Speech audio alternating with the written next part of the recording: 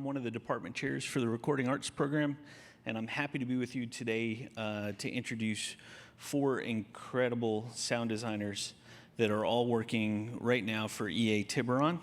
So first, let me introduce my good friend Tom Todia.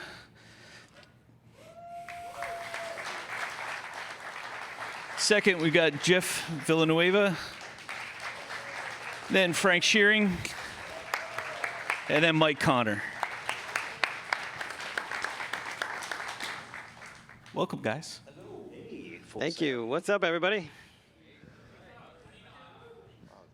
Good to see you guys. Good to see all you. All right, let's start by just talking maybe a little bit about what you guys are doing right now, maybe at the company and what you did maybe a little before EA that brought you there. And we'll start there. So hi, my name's Tom Todia. I graduated from Full Sail in 1990, and my prior background is a recording studio engineer, so recorded, edited, and mixed a tiny bit music, and then worked a little bit in TV and radio, and then taught here for a while, and then got into video games. I'm currently an audio director at Electronic Arts, so I'm in charge of the NBA Live title, and also do recording and production work for Madden NFL as well. Awesome. My name is Jeff Villanueva. I'm an October 1998 graduate of the Recording Arts program. Very similar career background to Tom. Once I graduated the program, I dabbled a little bit in audio post, not too much. It was really on an intern type level. Came back to Orlando, where I was originally from, got involved in the whole boy band days, Backstreet NSYNC, and then that kind of launched my career into making records. Dabbled a little bit into mixing, but was mainly more on the recording engineering end of things under Dark Child Entertainment and under DJ Khaled at We The Best was primarily my career. Fast forward, I taught a little bit here as well, also worked in career development, and just completed my 1-year anniversary at EA now, where I'm the talent producer over Madden and NBA Live. Wow, my career's not that exciting. So I graduated in September of 2001, and I've spent 17 years in all forms of production and post-production for films and television, videos and all that. And I've been at EA now as an audio artist for almost 9 months, 8 months, something like that, working on NBA Live, Madden, and NBA Mobile. My name is Mike Connor. I am a proud graduate of the October 2002 film class. I'm kind of the oddball up here for a lot of reasons. Started life as a musician. After that, I went into teaching, was a public school teacher for about a decade. Then decided, instead of driving my truck into a tree one morning, I was going to enroll at Full Sail. Graduated, started working in commercials, worked with Time Warner, used to do some work for Bright House. And then I called the job placement people here who are so wonderful and said, I'm about to have my first child. I don't want to be on the road. And they said, well, you're a teacher. Would you like to come back and teach? So I came back to Full Sail and taught another decade at Full Sail. And then got an opportunity last year to chase that dream that I had abandoned when I came back to teach, was to work in production. And thankfully, through my friend Tom, this opportunity EA opened, and I am now writing dialogue and scripts for Madden. I worked on M19. I'm also on quite a bit on M20 now, and very excited to be involved. Absolutely. That's great. So I guess we got to kind of start with Madden 20. Released last Friday?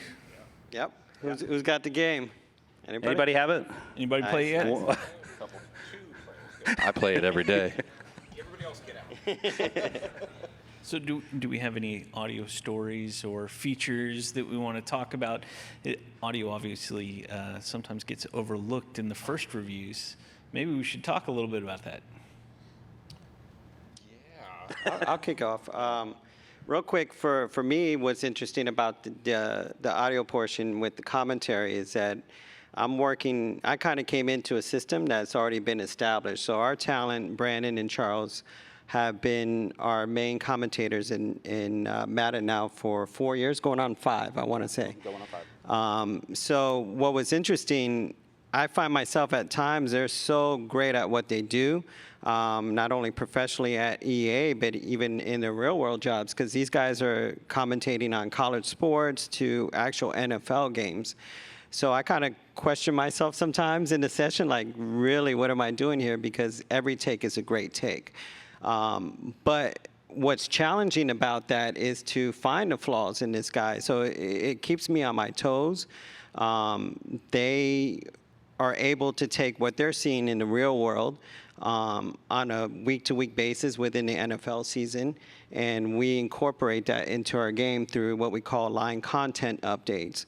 So what's interesting also about that is that the turnaround time. I mean, from when it goes from the studio, when it goes to Frank, when it goes to Tom, even before that, the preparation that comes into the session itself before the guys get there through Mike and the writing team is pretty fascinating.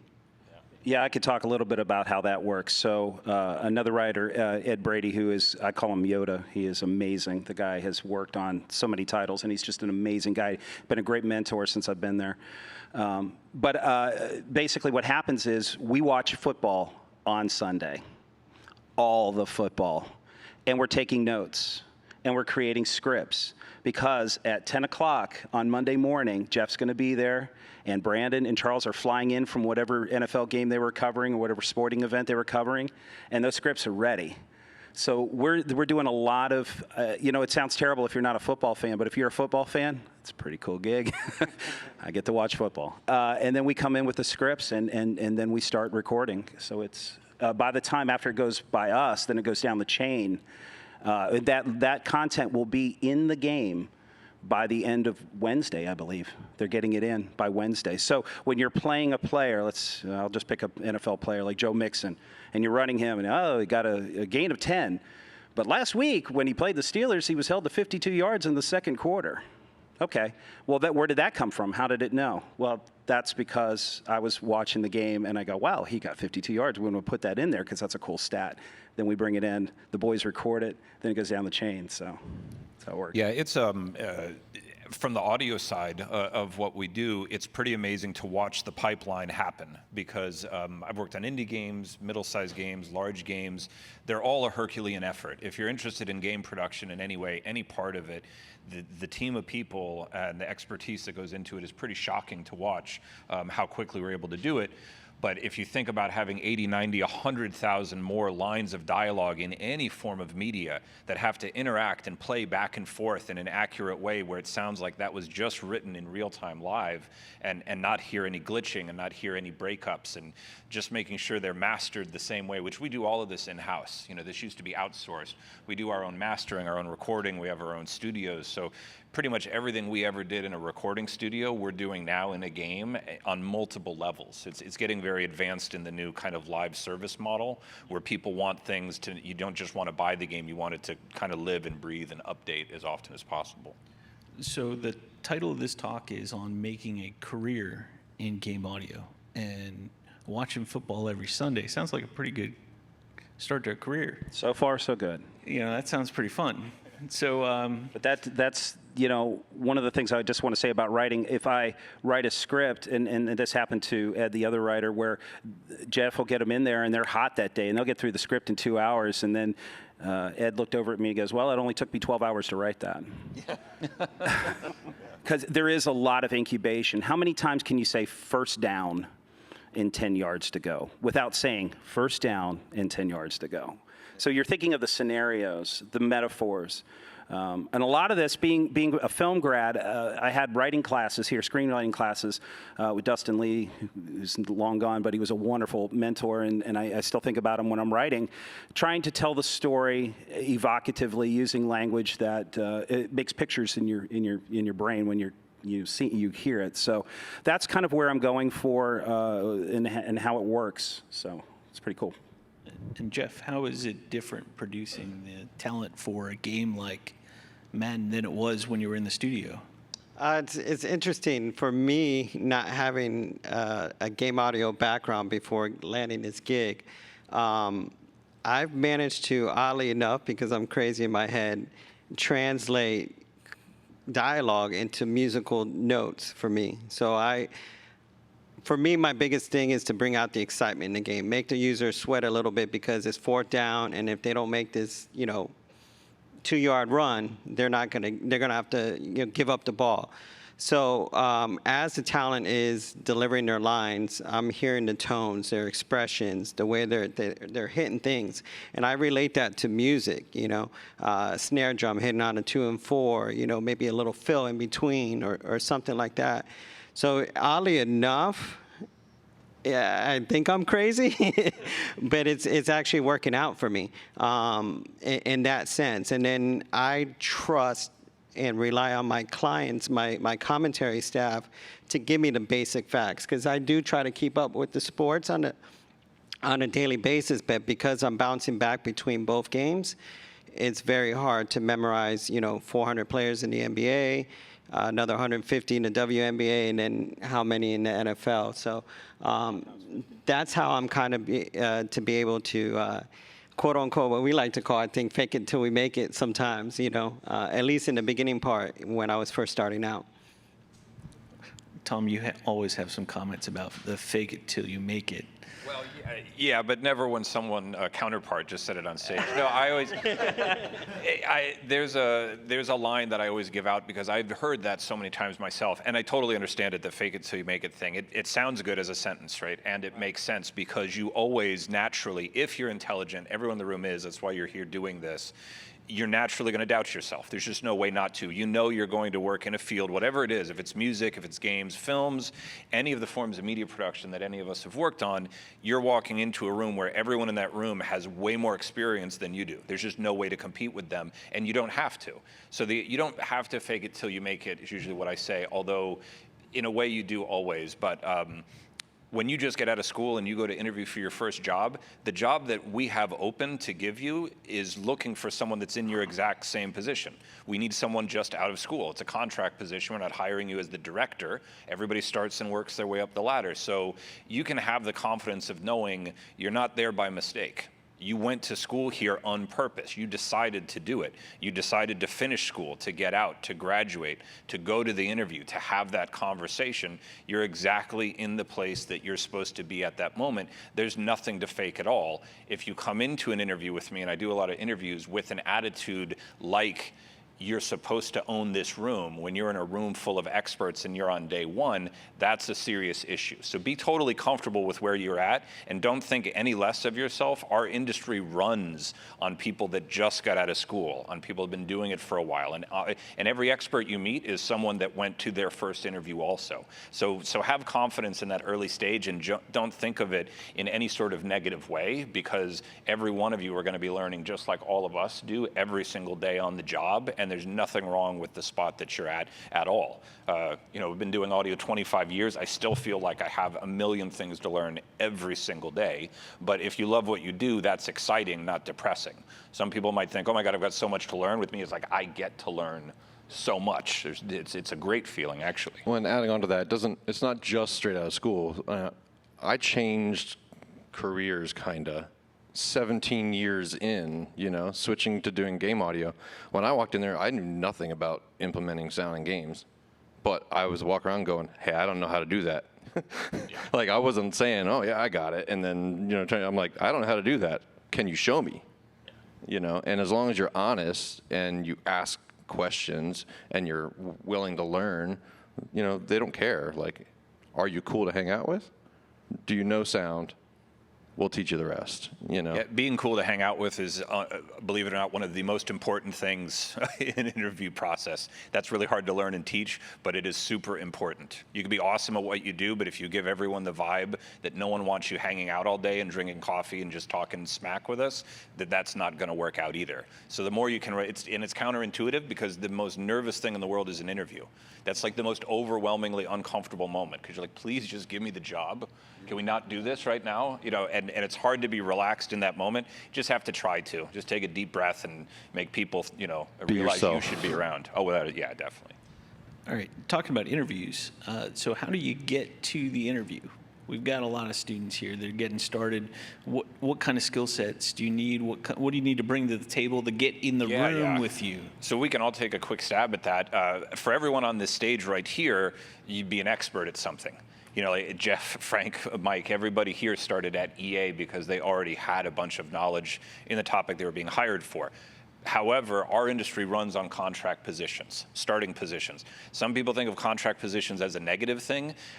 My background is music production, so our contract in music production is work for free at a studio.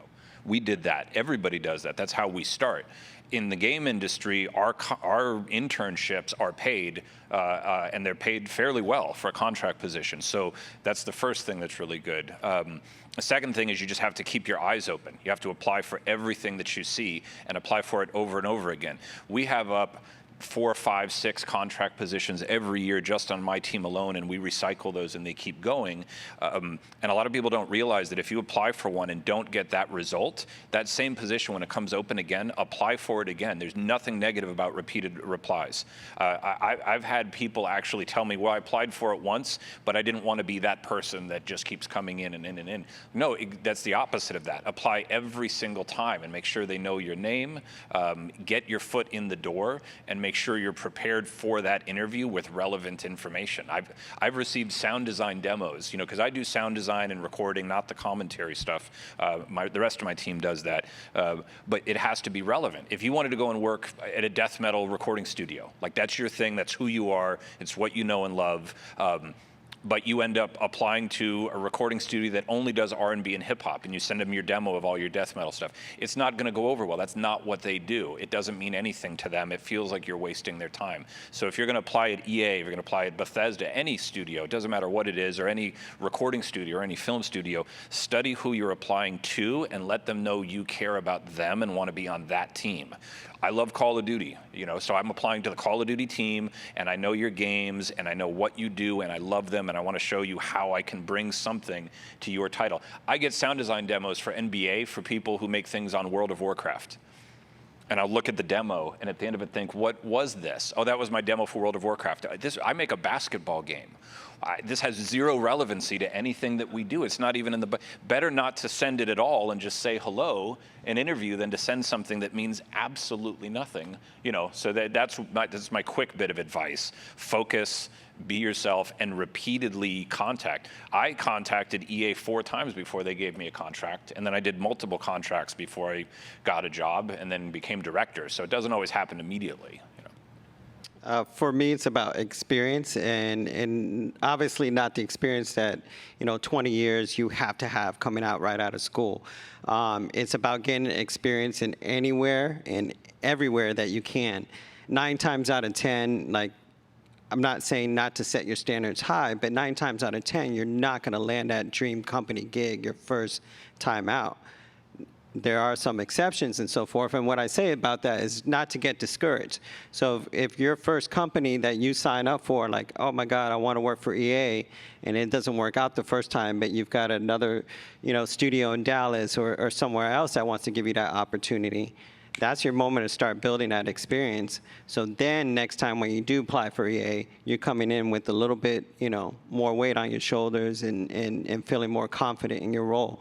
For me, very much, being that I didn't have any game audio background, and my career advisor, Debbie, constantly was preaching on me about having a demo. And I'm like, man, I have 20 years of experience. Why do I need a demo?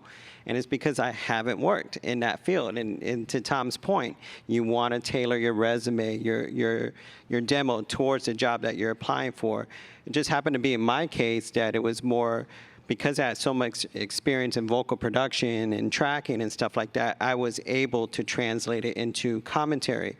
But during my interview, I was still very much, I could tell, selling myself, I don't have any game experience, but I can direct vocals. So reading the room during the interview as well, once you get it, to very much, it's a culture. You're in working 10, 12 hours a day, especially on those right before release dates, You want to be able to depend on the guy next to you and know that he's got your back, because for the game audio industry, and correct me if I'm wrong, what's different versus the music industry is like if you cut off the arm, like the rest of the body is like you're down or something. You know, we're very dependent on each other through this whole step process. Once I recorded it, unless Frank and these guys can get it into the game, it's never going to be heard. So I'm very much as dependent on them as they're dependent on me. So that's why you got to be cool. Be able to be someone that you can work with on a daily basis. It's hard to see you, but how many people here are trying to get a job in games in some form? Okay. So I'm assuming that some of you have already looked at job listings out there, right? So what's the one thing that you see all the time? You must have shipped X number of AAA titles, right? When you're a student, you haven't shipped AAA titles, right? That's why it took me 17 years to get a job in this, because I didn't have that, and I didn't go into that at first. But that didn't mean you shouldn't apply, okay? That's my point. I applied for this because Tom recommended that I do it, but I didn't have experience in implementing, and I didn't have any titles shipped. But I had a resume that was tailored to the job, and I didn't leave things out. And one of the guys that came to my first interview, Denny, the reason he was there is because he saw on my resume that I worked with this company called Benelli Shotguns. And he's from New Orleans, and he likes hunting and stuff. And so he literally came just because of that. You never know what's going to take. So don't be discouraged by must have shipped this or must know this and this. Apply for it, give it a shot, and then, do your best in the interview to win them over and show them what you can do. Wow, you guys said so much. I guess what I would add, a lot of that, what I would add comes from my experience here at Full Sail as an online instructor and as a campus instructor. One of the things that I used to say a lot was it's the networking. It's the people sitting next to you that you really have to make connections with. Because when you're looking for your next gig, it could be a Facebook contact away from an opportunity. And I have to say that's happened pretty much to all of us, right? But there's a lot going on at this school, and you have to absorb it while you're here. I know that Hall of Famers have said this. I know lots of people have said this. But if you're not going to extra sessions, if you're not meeting people, if you're not handing out some type of information, get business cards, something that you can get these contacts out there, that's how you get the opportunities. This opportunity that I got, yes, I make it sound light that I'm watching football, but I'm not just watching football. I'm engaging with it. Case in point, the guy that I work with took a Madden game, turned off the commentary, and says, "Go ahead, let's call the game. Let's do it." What do you mean call it? He says, "Go ahead, call the game." Do you know how intimidating that is with the guy that wrote all the dialogue for the game? Okay, anyway. So you're sitting there and going play by play, and he's like, first down over the 50-yard line, tight end has a reception, and it's good. Why did they throw it to that tight end? It's a computer. That's right, my answer is it's a simulation. No, but what was the reasoning? Why?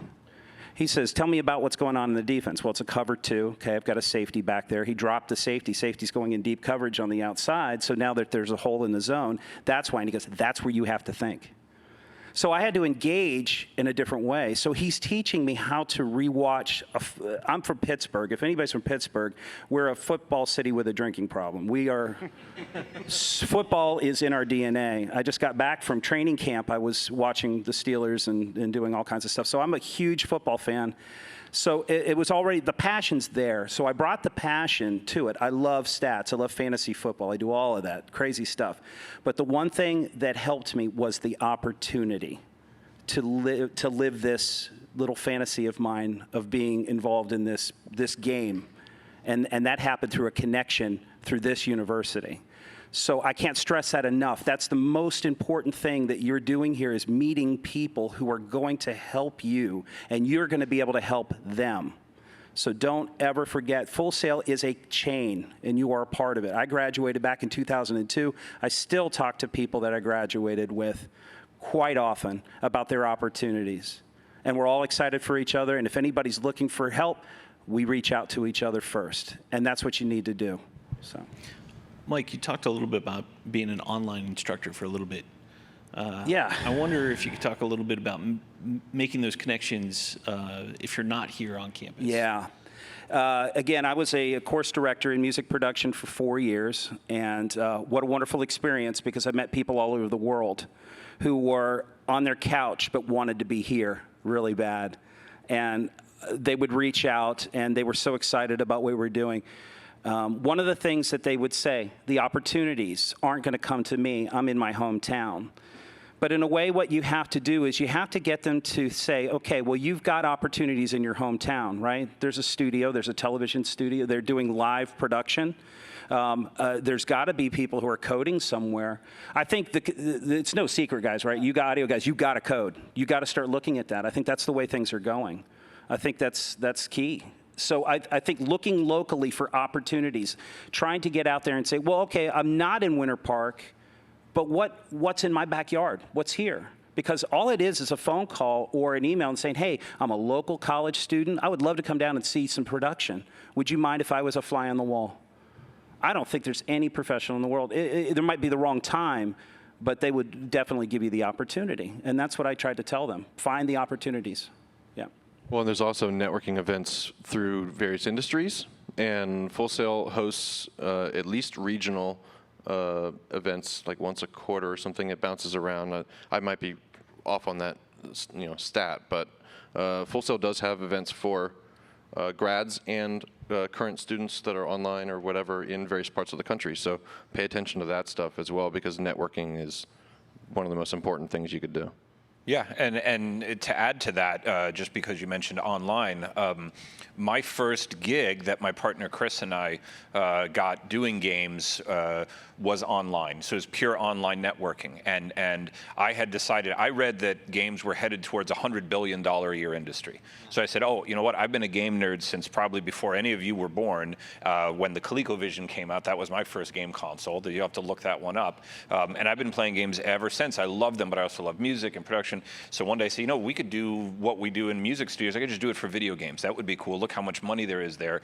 I was at the end of the era when music was kind of dwindling down on the sales, when CDs died and Napster and all that happened. So everybody was getting a little scared in the music business for a while. And this was a nice transition. So anyway, I started doing it for free because nobody would pay me to do it. So I said, I'll just do little projects and work with people until I'm good enough that someone will hire me. And I found somebody online through an online forum that was making a game that I just thought sounded really difficult to do for audio. And as an audio person or any media production you're working on, you have to push your boundaries. If you keep doing the same thing at home that you're doing over and over and over again, that's not going to work. So you need to be involved in projects and push your limits and not be afraid to fail, so you really get good and get experienced. And I saw this game online that this guy was doing for free, and I said, that looks like the most complicated idea I've ever heard of, because it's entirely underwater. So I'd have to do the entire soundtrack and music and everything relating to an underwater world. I don't even know how to do that. So I reached out to him. I said, look, I think you got a cool idea. Your audio is terrible. No offense if you did it, but I would like to do this with you. And he was like, well, who do you think you are? And I said, I'm just fascinated by your plan, and I dig it. And he said, okay, let's work together then. So all of a sudden I'm working with him, and I never met him in person. And I actually thought this was a completely free game. And I told my business partner, I said, hey, let's work on this together. And he said, yeah. And the next time I talked to the guy, I got him on the phone, and he said, yeah, so go ahead. I'm going to need to know what your rates are. And I was like, oh God, he's got money. I had no idea we were talking about money. This is fast. Okay, great. I was like, you know what? I'm going to need to speak to my business partner and get back to you. I don't have those numbers offhand, blah, blah, blah, blah, blah. That started about an 8-year business relationship with this guy, and it's still going today. So you can get involved in an online project with someone by showing them interest. Reach out to somebody, say, I see what you're doing with that album, with that movie, with that game. It's really cool. It's totally resonated with me. I'm ready to do this with you. And you would be surprised when you have a project that you care about and love, and someone else finds out about it, and they're naturally interested in it as well, and they actually show some passion for what you're doing and want to be involved. It's hard to rebuke that. You want them involved too. Just don't hide back on the I'll do it for free thing until you find out they're broke, because they might not be. I researched this guy afterwards, like, oh my God, he's got a lot of money. I was talking to somebody, I had no idea. Hopefully he's not watching online, because he's going, what? You were going to work for free? That's great. Do you want to talk to any about the teamwork that you have at the studio? Oh yeah, we are a gigantic team. There's a total of about 25 of us, maybe, that work on the your sound team, of yes. thing these two games, and we do everything from recording, editing, mixing, writing, producing, directing, mastering, and we're basically the kind of team where no one is ever afraid to ask questions. It's the most important thing. There's nothing wrong with not having an answer. No one is an expert in all categories. The worst thing is when any one of us comes onto the team and they're so afraid, usually when someone is new, to let other people know that you don't have an answer automatically, that you kind of sit in your corner in your room and don't ask.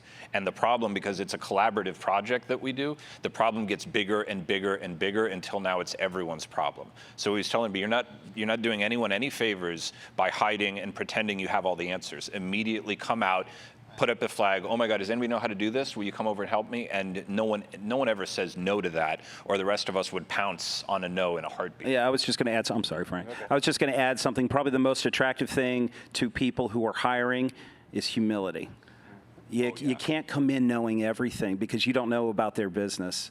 So when you get into that interview, you show passion, number one, for what they do, appreciation for what they do. One of the things they asked me in my interview, they said, why do you want to work for Madden? And I didn't say, I love football. I said, because it's a heck of a responsibility. This is a title that millions of people play on a daily basis, and I believe that it deserves the attention that it deserves, and I want to be a part of that. So I think if you show passion for what they do and a little humility, that you're not the answer to every one of their problems. Nobody's the answer to anyone's problems at our company. We work together. Jeff and I work quite close together, so we'll talk maybe a little bit about that, but we say things to each other that we need to say sometimes. Yeah. But that's part of that, like I get wordy in scripts, and he'll say, your scripts are wordy. I need to hear that, right? And I can't say, you hate the way I write. That's not what he's saying to me, right? Because I go, oh my God, I wrote this beautiful script and I loved it. But he gets it in there and goes, man, this guy's tongue's tied in a knot because you're writing circles around his speaking. So that's a relationship that's based on trust. So, Jeff, he lowers his hat to me and says, I'm going to tell you something critical. And it's not even critical, it's just part of the process. Don't take it critical. So it's the humility that you put into it. That's important. That's so important in what we do. Yeah, and actually on the AudioWorks team, I think like 60 or 70% of us are Full Sail grads. Yeah. So we have something to relate with each other already, right? But everybody has strengths and weaknesses, right? My weakness is implementation. We already know this. But sound design is something I can do pretty well. So they know that they can count on me to do the sound design and get it done quickly and correctly. And I know that I can rely on Tim. Well, I could until yesterday. Now Tim is sadly gone to bigger and better pastures. But I could rely on him for showing me implementation stuff. So you have to show your weakness and your strength, right? Not just your strengths, because you have to grow. For me, this year has been probably the biggest learning year for me in my 20 years of working with audio, because the music world is very much small teams. You rely on each other like we do in the gaming world, but we don't have the resources to get a specific person. So you do multiple jobs, and a lot of times you build up that trust to say, okay, cool, I'm going to take a chance, I'm going to try something, and I'll present it to the client or producer, and if they don't like it, they'll tell me and I'll redo it. Here in the gaming side of things, I've become so dependent because what I record a lot of times I can't hear it in the context of the game for 2 to 3 days at the earliest, sometimes up to a week. So that trust factor to know that what not only I'm capturing at the very moment from our talent, but once I've captured it, these guys are giving the same love and attention that I did in the moment. Because what I'm feeling at the moment I'm hoping it to translate in the game. So like, again, when you're going for that Super Bowl victory win in your franchise and that type of stuff. And then for me, the learning balances, right? You know, we've had moments where creatively we've talked to each other, and it is to better ourselves. We all want the greater good for the game, and you can't be afraid to say, you know, step on somebody's toes. I'm not saying like we're here to offend anybody's feelings, but if you're strongly passionate about something and you know it could be done better, having an open mind to take that constructive criticism, and be on the flip side to also receive constructive criticism, because I don't know everything. So. Oh yeah, just to follow up with that, when it comes to audio people, you know, and for anyone who's not an audio person but is another form of media production, it's the same thing. We generally have a lot of respect for each other because we all have our own backgrounds and bits of information that we deal with. I never take it as a negative when a fellow audio person has a critique or something that they want to tell me about. And if it's presented incorrectly, I might take that wrong, but we generally don't do that. That really only happens when people outside of our team have very subjective ideas. I have coders and people that work with us that will come by every now and then and say something. I'm like, who are you again? I could care less what you think about the sound of what we do. Well, you haven't earned that level of respect, but we're audio people. And that could be a first-day contractor that just got out of school. Their input is completely valuable because we know they're into this. They might have something we didn't think of. But anyone outside of our team, it's generally kind of elbows and fists. You can get back now. This has happened a lot this week, that's why I'm saying that. Should we take a couple questions? Absolutely, yeah. Anyone have any questions? We have a few questions from our online viewers. Hi, guys. Thank you for joining us today. Oh, no problem. Our first question is from Zephyrus. He is actually graduating in a few months from our game design program. He would like to know should he pursue a master's degree, and is it really worth it? Or should he just go straight into the industry? Wow, big questions there. Should you get a master's degree? Maybe. Yeah, I mean, a master's degree sounds awesome. I don't have a master's degree. As I'm thinking about it, I would like to say I have a master's degree, but I don't. I want to be called doctor. Yeah, what's that? I want to be called doctor. I want to Dr. get a PhD. Tom is a new nickname. Yeah. From Ryan said I'm supposed to address myself that way from now on. Here's the thing about how far you should go with a degree. Any level of degree that you get is nothing but a serious positive. I think it's kind of up to everyone individually to decide what level of knowledge you have and what it is you plan to do with that, and if now is the right time to get that. There's nothing that says you can't get a master's degree later on in your career. Maybe you're going into a field where they require you to have a master's at the starting pace that you're looking for. If so, consider that deeply. But if not, you know, experience is really important too. It'd be impossible for any of us to tell you if you should actually get that master's degree. It would never be a negative to have it, but your own personal situation in terms of time and finance is also extremely relative. You know, can you support yourself through a master's degree? Do you need to stop right now and find work? And have you studied the field that you're going into enough to know if you can get in and started in the field with the current degree that you have? Those would be all the things I would want to start with. Yeah, definitely. You said game design, right? Yes. Okay. Yeah, I would research the companies that you want to work for and find out what positions they have open. Look at those open positions right now, even though you're a few months out, and see what the education requirements are for those open positions that are available right now. And that will help you make a decision in the coming months. And even start applying for them, because you never know, you might have a phone conversation with someone from recruiting or HR or however that company does it, and you can have a candid conversation with that person and ask them what they think about doing that. And that's coming straight from the people that you want to work for. Much better advice than us here, I think. I think to add to that, you'd be surprised some companies will actually pay for you to further your education. So if you're able to get that opportunity off a bachelor's, I mean, you're saving a lot of money because now you got them paying for your education. So you don't necessarily have to make that decision quite yet, although it's an important one. And I wish you the best of luck. Yeah. Big thought. Do we have another question? We actually, yeah, Yeah, we do. We have a few from online, as matter of fact. Mitchell is in our audio production degree program, and he would like to know what advice you have for finding work remotely, as opposed to having to move to California or another big gaming city. And is working remotely even an option? Oh, yeah. For games specifically? Yes. Okay. Yeah, it is, but I think Tom can probably answer this better as far as sound design goes. It is possible, yes. In fact, there's a lot of freelance work out there, but usually it comes to people that have already built relationships with the gaming companies and have experience and demo reels to show. So I think it might be difficult right away to get that kind of work, but Yeah. that doesn't mean you couldn't try, Yeah, you have to be really aggressive about this. Any entrepreneur or business owner will tell you this. The work is never going to come to you, no matter how good you are, no matter how you could be the most amazing sound designer, musician, composer, whatever it is. If you don't have a background and a track record with them or with other people in the industry, it's tough to get started. But that's only if you're looking at it the wrong way.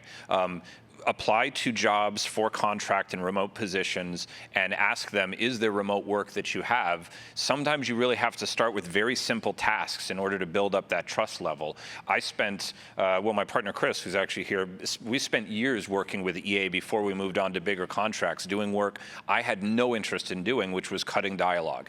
We cut tens of thousands of lines of dialogue year after year, not because the money was amazing, it was good money, but it was really to make sure that company came to rely on us and thought of us as people that always meet deadlines, that are always on time, that always do exactly what's asked at an accurate way, and then the bigger contracts start opening up. So in the beginning, it can be tough to reach for the higher level contracts, but do not be afraid to reach out to companies and let them know you want to do work with them and that you're willing to do whatever type of outsourced work they have, and let them throw some small projects at you. And they will do that sometimes just to see if they're working with someone they can rely on, because about 60-70% of our industry is remote work as far as audio goes. It's actually really, really big. We have remote coders, we have remote designers, we have remote producers, we have remote audio developers, composers. It's a big part of our industry, and there's a lot of work in remote production.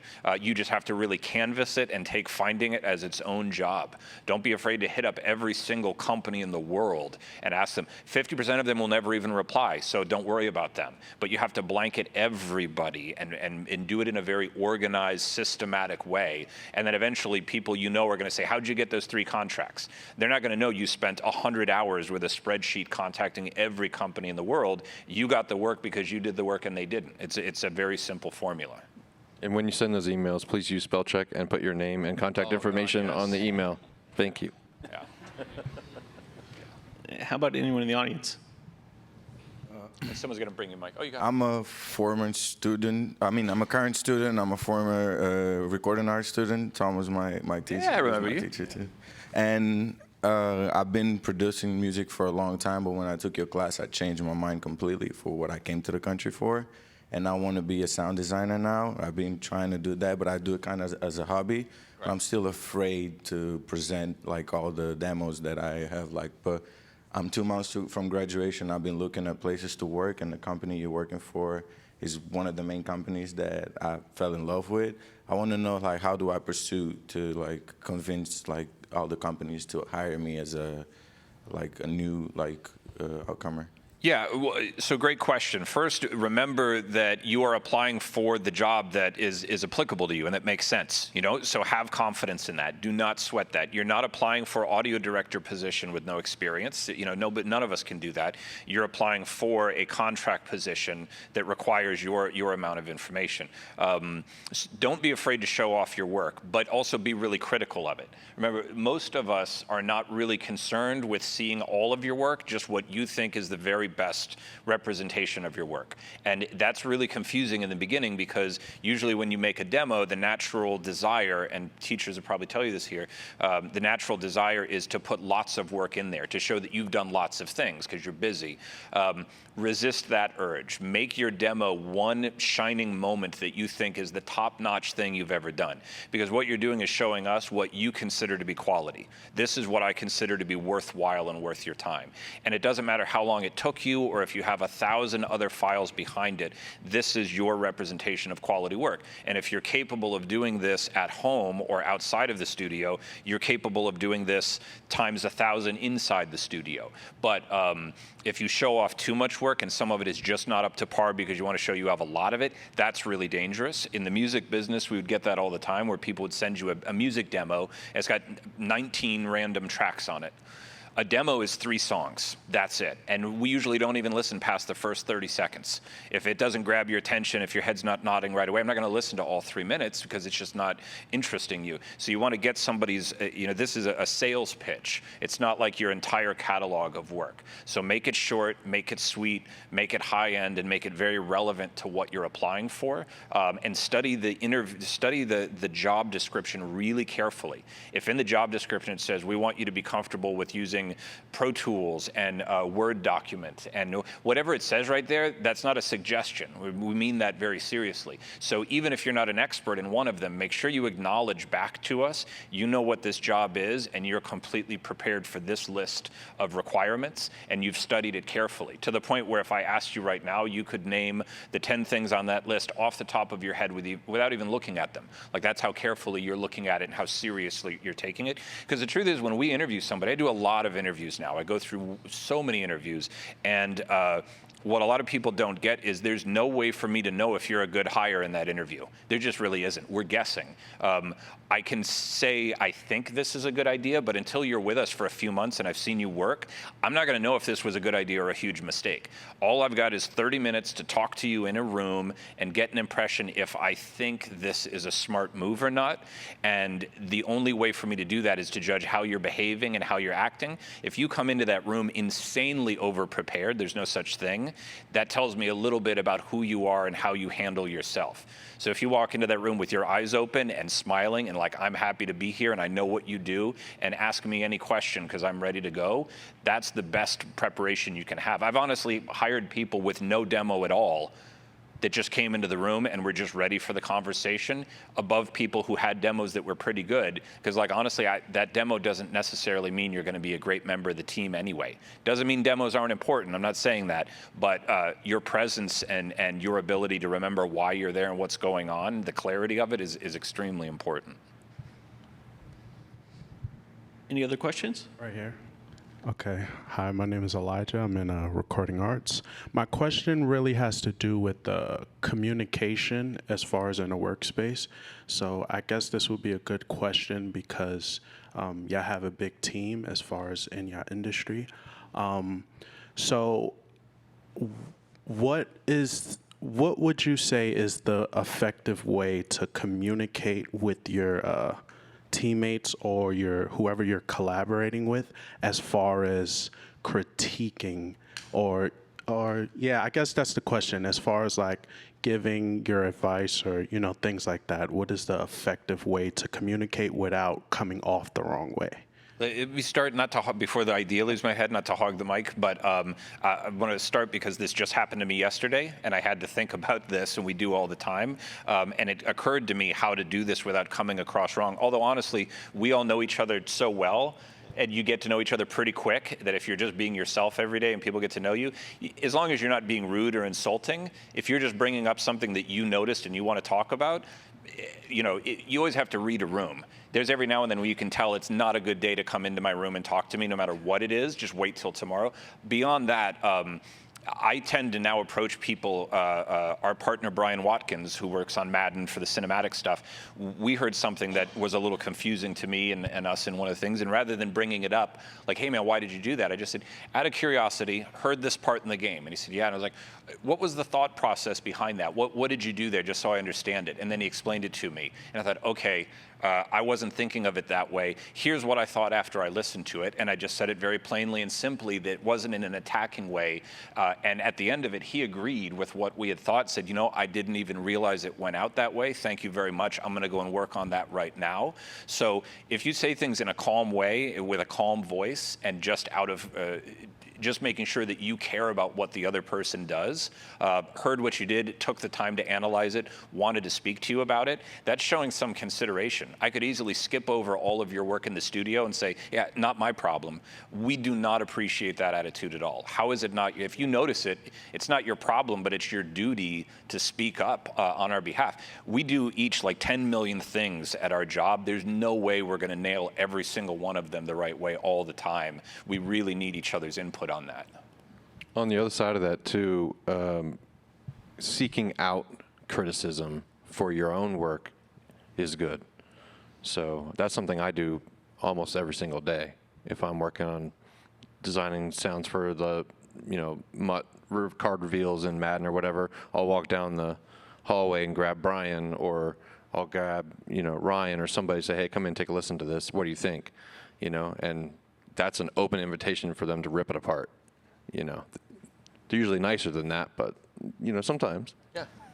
For me, on a talent level, it's a whole different way of communicating, because I'm not trying to gas them up every time, but for me, I'm trying to get the best performance out of them. So I got to kind of make them feel good. But I need to be the first one to tell them that that's not their best too, and I can't be afraid to do that. That's something that takes a little bit time to grow on with talent. They've got their guard up, I've got my guard up, at times, but at the end of the day, like, if you know for a fact that they can do 100 times better at their performance, and you come to them, the first time you do that, they have a whole nother respect for you, because they know that you're not there to be that hype man and be like, yo, that was dope every single take. You're keeping them on their toes. You're making them a better professional, which in returns makes you a better professional. I've had the pleasure of working directly in the studio with Jeff on a number of occasions through M19 and going into M20, and it's been rewarding. He's wonderful. He's got such an even tone and temperament when the talent might not be coming in on the best day, and we've seen that, right? But he's also the face of what's going to happen in that room. The other writer and I, we can sit there kind of grousing about lines and kind of, but he's kind of like, hey, welcome. Hey, so glad to see you guys. Thanks for coming back. And, you are so good at that. I just want to give you that compliment. Sometimes it's twisting words, right? Yeah. That was a nice take, but let's see if we can get it this way. Really it was a sorry take. I need you to do it again. And you'd be surprised, the body language, when you say something, how different it comes across. If I'm looking at you and it looks like physically I'm a little down and I'm in a bad mood, it has nothing to do with my critique of you, and I give you a critique, it feels like that's a projection of what I'm saying. But if you actually stand up when you're saying something to somebody and smile a little bit, I'm not giving you an insult while I'm smiling. I'm talking to you about your work. It's amazing how much body language can get the same idea across in a different way. Most of us are not aware of our body language. We're not aware that we're maybe a little bit off-putting because we haven't quite opened up and just relaxed a little bit, but that's a huge part of what we do. We have a nice lake where we work, where from time to time I realize I'm not in the right zone, and I'll have to leave everybody and walk around the lake twice and get my head recalibrated until I come back and I'm happy, Tom. Now when I talk to people, people realize I'm in a good mood and everything is fine. I could have said it earlier, but I'm saying it now, and now you're not taking it the wrong way at all because I'm not projecting it the wrong way. What about critiquing in a job interview? When you've researched the company that you really want to work for and you have some opinions about their game, how do you approach someone that you're interviewing? We ask that every time. It's a great question. We always ask for some pros and cons of what you think about our work in the interview. And that's a very dangerous moment because you think, I don't want to say anything negative. That's ridiculous. No, every project that every developer or game developer makes, we're about 50% disgusted with our work because creative people, we don't care about what we do right. We only care about what we did wrong. Like when I nail something, it's like, yeah, so what? I got paid to do that. But I'm really upset when I do something wrong. It's the stuff we don't do right that's upsetting. So you can come across in a pleasant way and just say, not that there's anything wrong with it. I think you should add this. I think this feature would sound cooler if you did this. There's suggestions. So instead of saying you did that wrong, you can make your suggestion, which is to just do it a little bit differently. And that lets me know if you come onto the team, you're not just going to do the work that I throw at you. You're going to actually bring something new that maybe I didn't even think of myself. And that's super, super, super important. The last interview I did, by the way, he didn't get the job. It wasn't for this reason. But what was fascinating is he critiqued our interview, which I was blown away by, but I loved it. It was so bold. He actually said, I asked him if he had any questions for us, and he said, yeah, out of curiosity, why didn't you? And he brought up like 3 points that he thought should have been asked in the interview, but we didn't actually ask him. And not that I even totally agreed with him. They were good points, but I thought, no one has ever done that in an interview with me, critiqued my ability to interview you during the interview.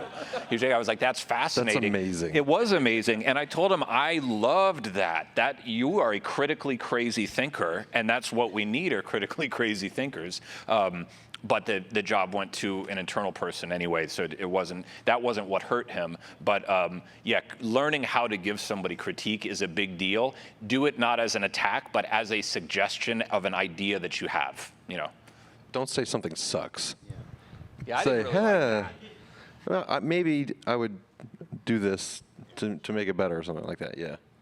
Yeah, I think there's a lot of aspect, especially when you're your own entrepreneur and you're in your own head and you feel like you're in competition against the rest of the world. Maybe that's the culture of it when you're by yourself. But when you're in a team like us, if I weaken you with comments, now you're less than 100%. So we don't add up anymore. I'm weakening this person's position. If I say something negative to him, he might hold on to that. That's going to weaken what he's going to do the rest of the day and everybody he has to interact with. So we kind of want to be our own cheerleader. One of the things that we do that I love at EA is I love our stand-ups in the hallway. We don't even have a meeting. Why? Because meetings are meetings. Nothing gets done. We stand in the hallway and we go, what are you working on? Good, I like that. What are you working on? Oh, I'll get with you later today. And so it's almost like we're saving a meeting time. We do it in like 10 minutes for the Madden team, and we're good. Like, we know what everybody's doing. Plus, we're on Slack. Plus, we have other ways to contact Zoom now and other things. So we're constantly in contact. But to just get that face-to-face to go, what are you working on, Tom? Oh, okay, I can help you with that today because I've got some time today. We just established that contact. So I think a lot of it is like, hey, you're not alone, man. We're good. We're going to be together, right? Hey, Jeff, you need help in the studio? Let me come down and help you out because I've done that a couple times. So that's pretty much the key to how this works. I'm going to make you strong. I'm going to make you feel good about what you're doing, and that's going to feed me, and I'm going to feel good about what I'm doing. And we're a team, and then all of a sudden the product starts to shine because that's what the gaming industry is creating this collective jewel that we've all chiseled away on. You can't take ownership of Madden. There's so many people. There's hundreds of people, if not 1,000 people working on that game. So we all chip away at it. But if I take away from Frank's accomplishments by making him feel terrible about something, that weakens the product. And we're not about that. We love what we do. All right, I think we have time for one more question. Hello. Hello. Battle. We'll be around after, if anything. Good afternoon to all of you. My name is Nihar. My question is actually to Jeff. While you worked at We the Best Music Group, you mentored a program for improving technical and professional skills. Could you talk a little more on that? Yeah, a lot had to do with it. Just, I think there's a lot of things that we can't learn in school, and that's not to any institution. It's just facts of life, stuff that you learn on the job, studio etiquette, knowing when to say when, volunteering input, gaining trust of clients and so forth. And again, this was a lesson that I had to learn. I graduated here at 18 years old. So my first internship in the audio post world was with people that were established for 15, 20 years already. So when I had to say something or I thought I had to say something, it was like, the nice sit down, type of talk. And that was something that okay, cool. I kind of started taking notes. And then over time, with the relationship that I had through Full Sail and career development to get graduates to come in, I was like, I've made a lot of mistakes in my time. I probably could have saved my, 2-3 years of my life, and learning those battles if I would have known these things a lot of time. So in any type of opportunities, panels like this today, my current workday life, if I am mentoring somebody, the program we had at We the Best, it was always like, don't make the same mistakes I did. Save yourself a headache. And it will help you quickly realize, like, is this the career for me? Because, again, we all have our dreams where we want to go. Halfway through, like Frank and I and some of us up here, like, I got into school for music and I wanted to make records, but now I'm making video games. That was not on my radar, but here I am today and I love it. So life lessons, it's listening to people, no matter what level it is, if it's a local project studio, someone will always be able to teach you something about the industry. Reminds me of one of my favorite quotes. John Lennon said, "Life is what happens to you while you're busy making other plans." Your life will take you not where you think you're going to go.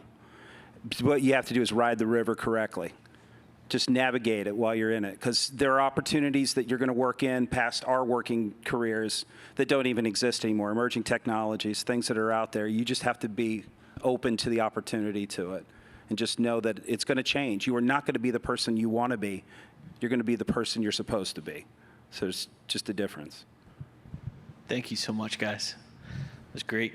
I think everyone give them a round of applause.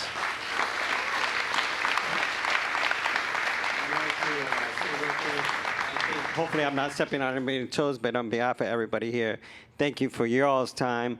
Thank you to Danielle Dawson, Debbie Franz over in Career Development, the whole Career Development staff, production crew, yourself Faculty as development well. for coming to say Thanks hi. for putting this on. And we're going to stick around after this. So if there's any questions you had and you wanted to, just come up and we'll talk about that as well.